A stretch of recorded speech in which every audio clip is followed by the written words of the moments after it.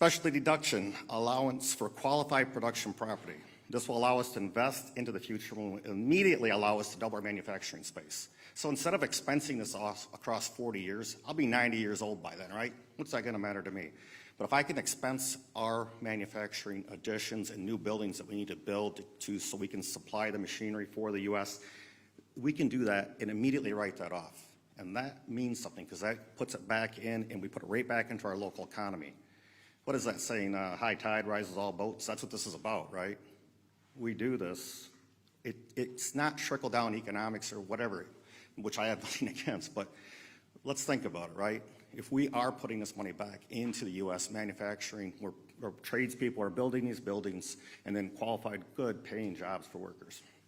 So the One Big Beautiful Act encourages American businesses to create new things in the U.S. to get our economy back on track. This bill incentivizes us to create new jobs in the U.S., and we are incentivized to manufacture in the USA. And with this new law, we will continue to do this, but at a much, much faster rate. I'm excited to keep making it in America for America. Thanks. Great job. The One Big Beautiful Bill is a once-in-a-generation opportunity to deliver real-life results to the American people, as you just heard from Sam. From energy producers in Louisiana to police officers in Minnesota, this landmark legislation truly holds promise for every single American. Today's guests are a testament to that. I'm proud to welcome James Stewart to speak this morning on the impact of the One Big Beautiful Bill that it will have on law enforcement officers in Minnesota and across America. With more than 30 years of frontline experience, Sheriff Stewart is here today on behalf of the Minnesota Sheriff's Association to represent the men and women who sacrifice their safety, comfort, and time to keep us all safe. Some even make the ultimate sacrifice with their lives. President Trump and House Republicans stand with our nation's brave law enforcement officers. The One Big Beautiful Bill makes clear that we don't just do so with words, but with our actions. President Trump campaigned on no tax on overtime, and now we're following through on that promise. To the benefit of our men and women in blue, by the way, and their families. And I thank the President for his vision of a prosperous America that truly appreciates and honors the bravest among us. With that, I'll turn it over to Sheriff Stewart from Minnesota's 6th Congressional District. Well, thank you, Congressman Emmer, for inviting me to speak this morning and for your leadership. My name is James Stewart. I'm the Executive Director and CEO for the Minnesota Sheriff's Association, a former Vice President for the National Sheriff's Association, and retired Sheriff of Anoka County, located in Minnesota's 6th Congressional District. After more than 30 years in law enforcement, I know the sacrifice that is required to carry out the mission of protecting our communities. The sacrifice of late nights, weekends, and holidays away from the dinner table and special events with your family. Early mornings out the door before your children even wake up, and the mental toll of routinely encountering scenes that no human should ever have to witness. And the ultimate sacrifice some officers make with their life in exchange for a safer tomorrow for the people that they proudly serve and protect. Law enforcement officers sometimes work 100+ hours per pay period. And not only is that time spent away from their family and their friends, it is more time in the line of duty, putting their lives at risk. No tax and overtime pay would benefit our protectors all across the country in tremendous ways. The increase in take-home pay for these deputies and officers rewards the extra hours and the extra efforts that they devote to protecting their communities, impacting their own lives in significant ways. That is more money in their pockets to save, to invest, and to grow. With more net pay, our protectors could reduce financial burdens and ultimately the related stresses and rely less on second jobs and better focus on serving others in their demanding roles. But no tax and overtime won't just lead to a bigger paycheck. Law enforcement agencies across America right now are facing staffing shortages and struggle with recruitment and retention like never before. No tax and overtime would help keep seasoned officers on the force longer and decrease that turnover. The One Big Beautiful Bill passed by the House is the opportunity to honor our men and women in blue and reinforce the vital role that they play in our communities. The no tax and overtime pay policy is a clear message of respect and support to our nation's law enforcement officers, and the impact of this legislation cannot be understated. Our protectors across America want to see this change, and you all have the power to make it happen. I commend House Republicans for the work that they've done thus far to move this policy closer to the finish line, and I ask on behalf of peace officers across Minnesota and our entire nation that you continue full steam ahead in that work. For the moms missing dinner with their families tonight, and for the sons missing their birthdays for their families this weekend, and for the men and women in blue putting their lives on the line day after day and hour after hour, let's make this happen. Thank you.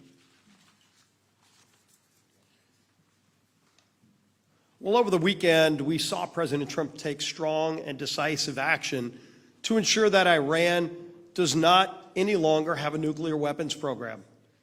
Not only did the president work with our allies in the region, of course working very closely with Israel, but the president defended America. Again, let's not forget, the Ayatollah and many others in his leadership structure have been chanting death to America for years as they tried to get a nuclear weapon under previous presidents who let this build and build for decades, and the world knew one day it had to be confronted.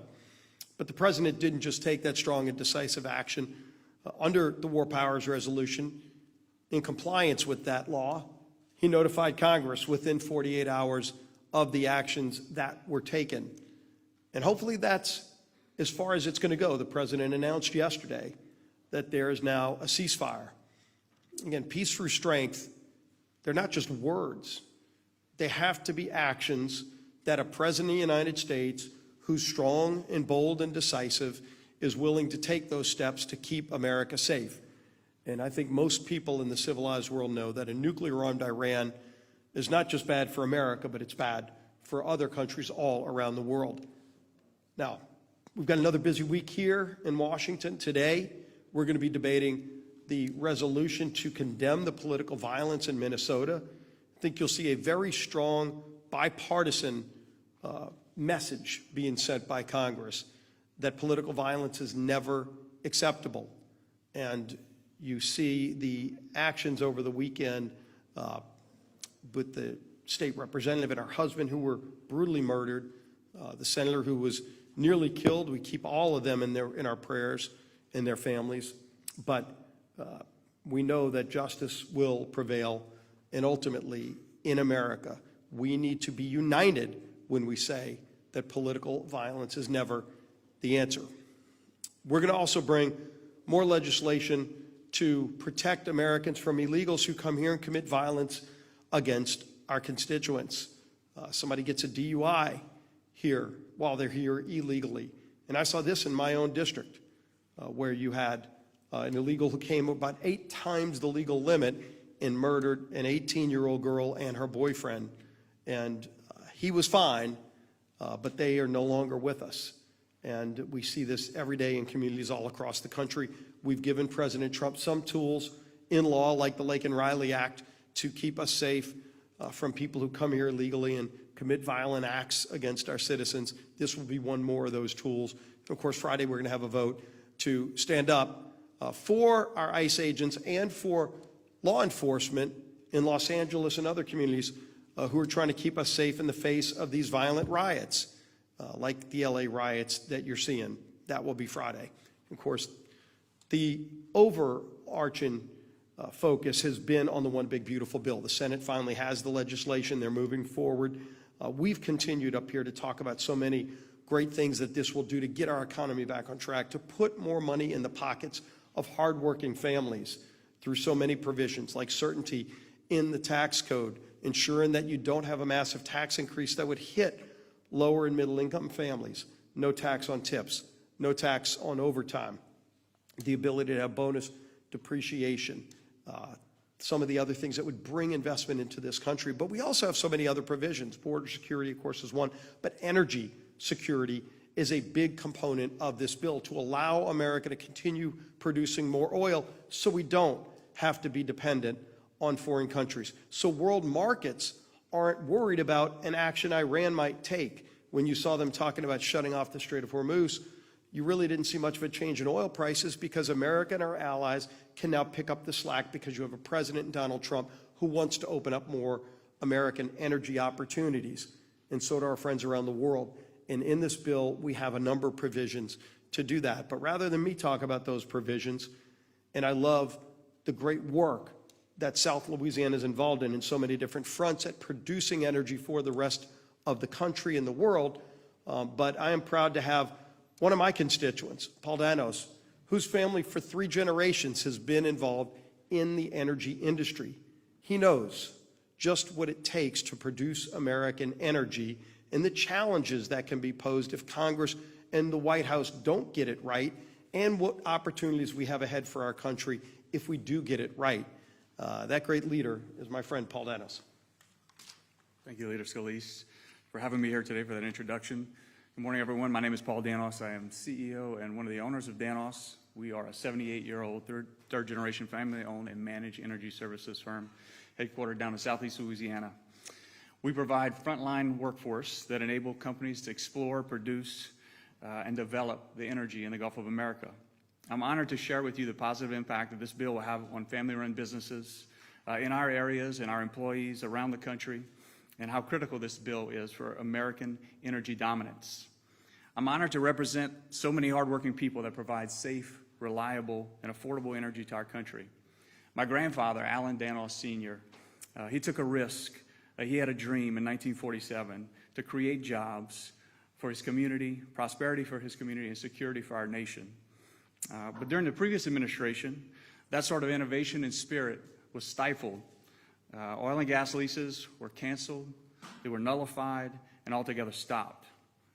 This bill is a lifeline for American energy and restores the kind of predictability that businesses like ours need to invest and to grow. Predictability keeps capital flowing, and when capital flows, companies like Danos can invest in equipment and jobs and people and technology at home. You see, offshore projects take years to build. They're multi-billion-dollar investments, and without clarity and consistency with lease sales, businesses can't make the long-term investment decisions that are needed to grow their workforce and acquire equipment. So when lease sales stall or disappear, that doesn't just cause a pause in our business. Those opportunities can vanish. So when that happens, good-paying jobs across the Gulf Coast and really around the country, because the supply chain throughout the country supports our energy in the Gulf of America. And that American energy and security is jeopardized. So this bill will help to restore American energy dominance. It'll make everyday goods less expensive, and it'll create jobs to secure America's energy future. And we know that energy security is national security. The more energy we can produce at home, the more that we can help our allies abroad to make sure that they aren't relying on hostile nations to get their energy. The Gulf of America is critical to America's energy economy and security. When Congress gets energy policy right, companies like Danos can do what we do best, deliver safe, reliable, affordable American energy. So I want to thank the Congress and President Trump for making good energy policy a priority in this legislation. Now I'll turn it over to Tony McAllister. Paul, I know you're the CEO, but I get to control the podium. All right, no, that's okay. No, it's so great. What a great collection of Americans here. We wanted to come this morning. I have a lot of updates for you, and I'll get to it in a moment, but I want to continue with this theme real quick, because the big, beautiful bill is so important, literally to every sector of the U.S. economy. And we could have chosen, constituents of ours from any sector in the economy, but it occurs to me we chose just the letter L as our theme today, okay? You heard about lasers and law enforcement and liquefied natural gas. Now we're going to go to logging, because I brought Tony McAllister here, and she is a small business owner. She's going to talk to you about what it would mean to them. She's also a mother, and she's the wife of one of our greatest sheriffs in the state of Louisiana. They hail from Wynn Parish. The sheriff's standing in the back. He's the big guy with the badge. You can't miss him. But I'm so grateful that Tony is here with us. Now I'll turn it over to you. How about that? All right. Thank you, Mr. Speaker, for having me today. So my name is Tony McAllister. I'm a proud resident of rural Louisiana in the 4th Congressional District. I am a Louisiana logger. I'm a mom, I'm a wife of a Louisiana sheriff, and as a logger for years, small businesses like ours, with our team of 30 hardworking employees, have carried the weight of this governmental system that often seems to grow on the backs of small businesses and middle-class families like mine.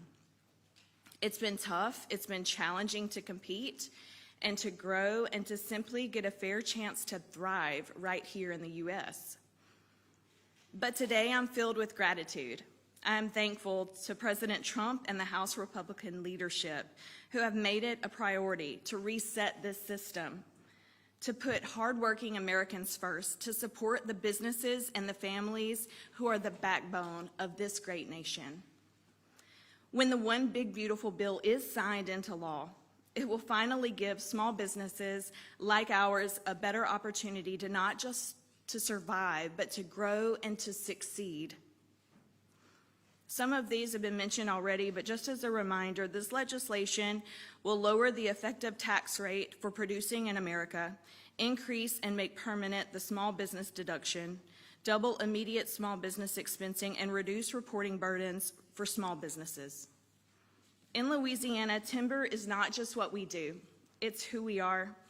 It's the largest agricultural product in the state, and it is vital to the survival of so many rural communities across our state and across the South.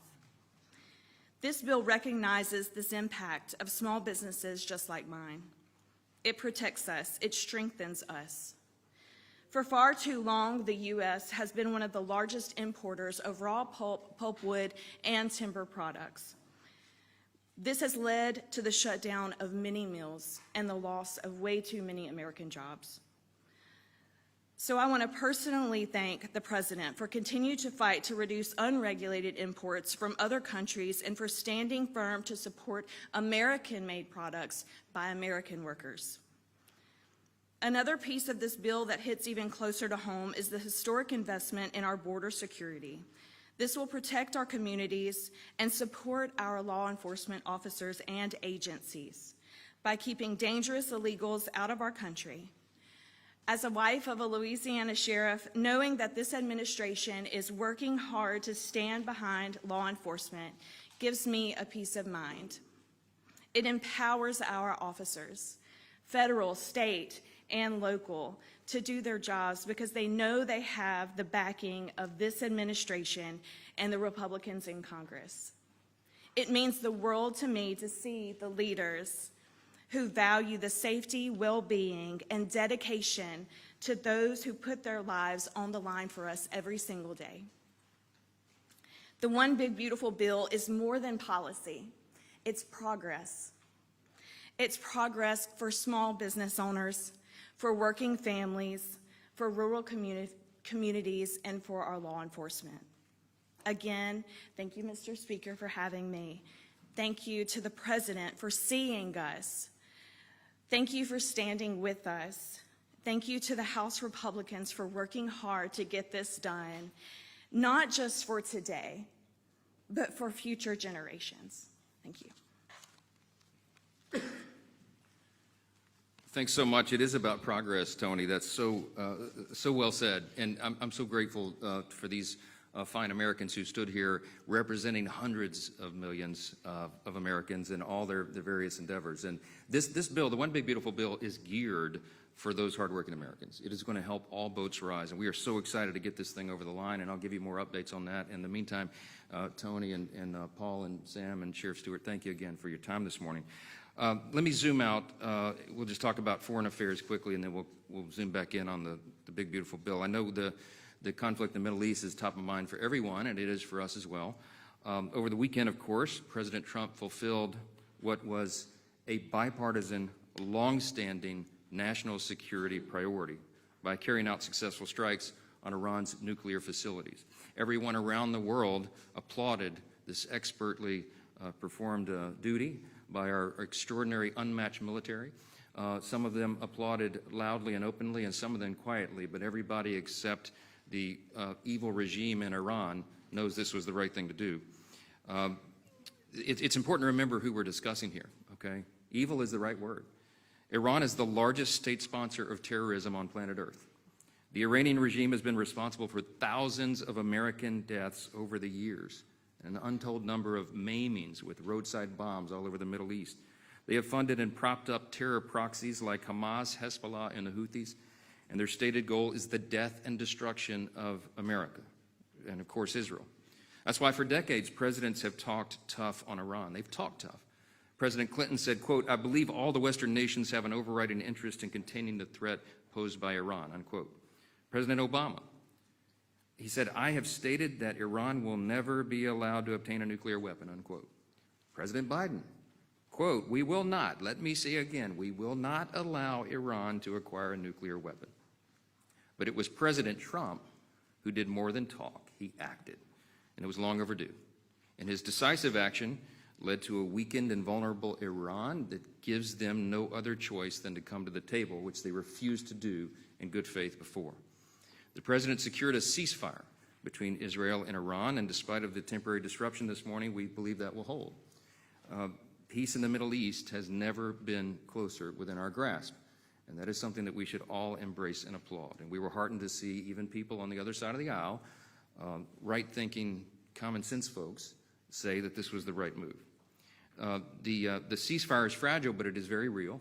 I spoke to the president this morning right before Air Force One took off from the tarmac. He's headed over to the NATO meeting, as you all know.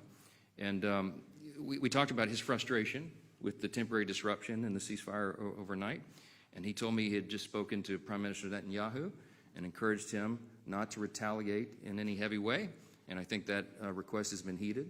I told the president that I would immediately echo the same sentiment to my counterpart over there and my good friend, Speaker Ohana and the Knesset. I did that.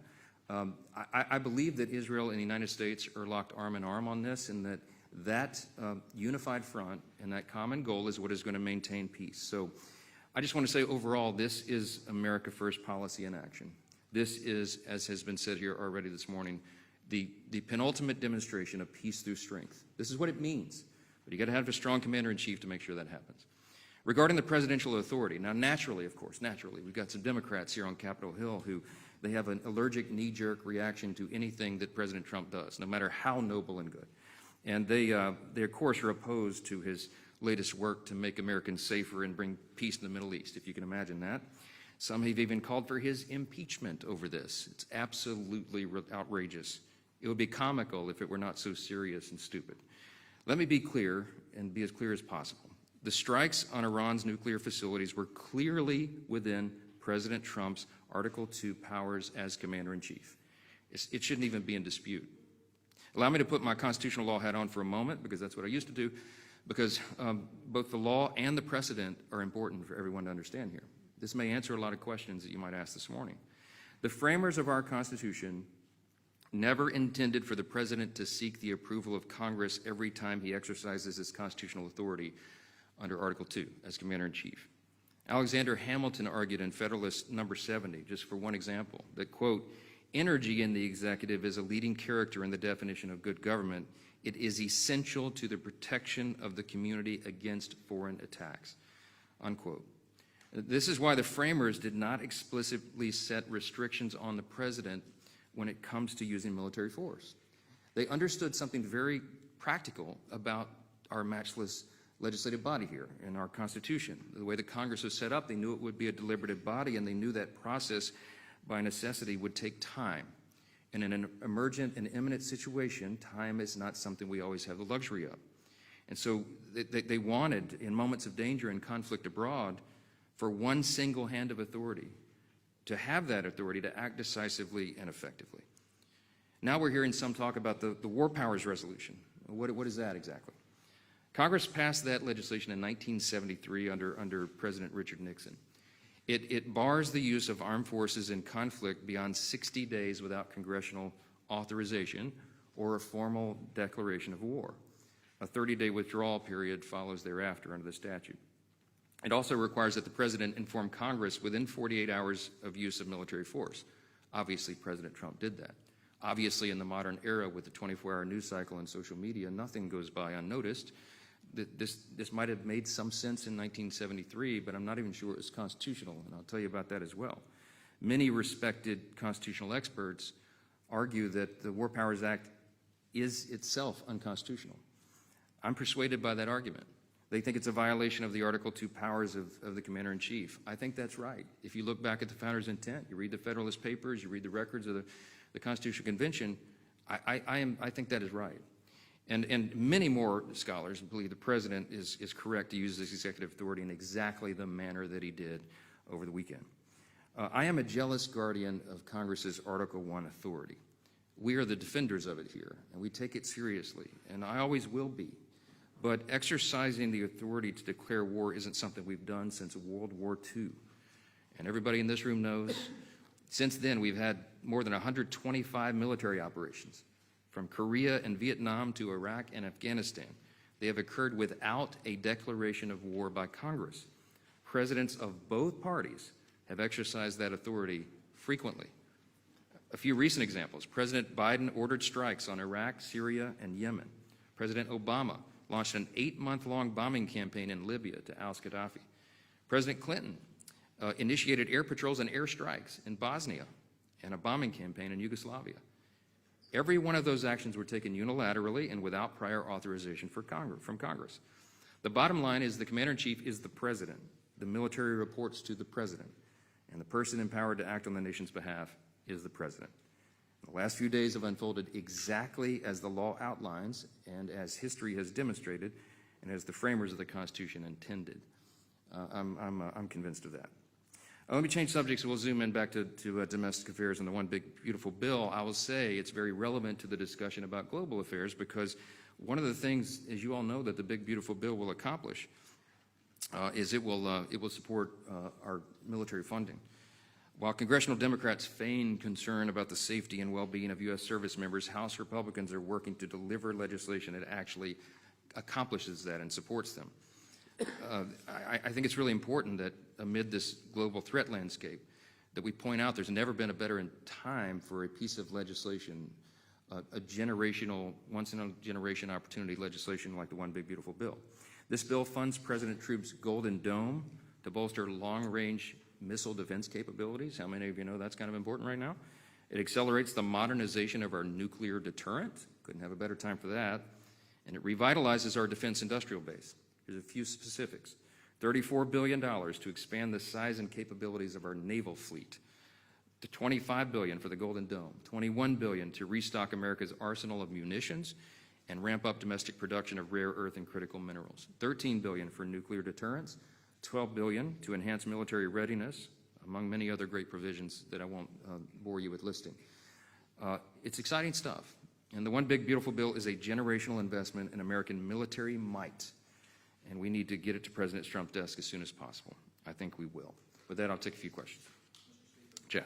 Considering how much this bill has changed in the Senate, how are you going to be able to pivot and sell your members on a vastly different product so quickly? About before, characterize what that's going to be like. The president says you need to be here this weekend. Are you going to keep members here without anything to vote on, with no clarity on when the Senate's going to send that across? Yeah, first thing first, I don't think we can say it's a vastly different product. Don't prejudge it yet. We're still awaiting the final details. We've given space for the Senate to work. They're a separate chamber, of course.